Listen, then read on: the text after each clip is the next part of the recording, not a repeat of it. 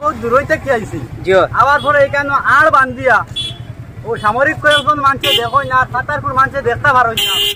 বহুত মানুষ কিন্তু এখান থেকে বহুত টাকা পয়সা ঘটিয়ে আইসেন দেখার কোনো জাত লাইন না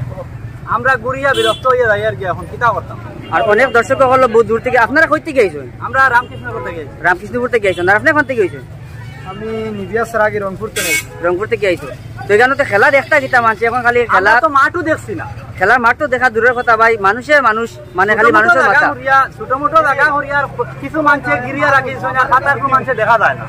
তো আপনার মানে মত কিতা এখন যে এই খেলাটা কোন জায়গা ছড়াইলে ভালো হইব ইলা যদি ভাই কিছু বড় মাঠ যে আগামীতে যদি এলা কোনো খেলা হয়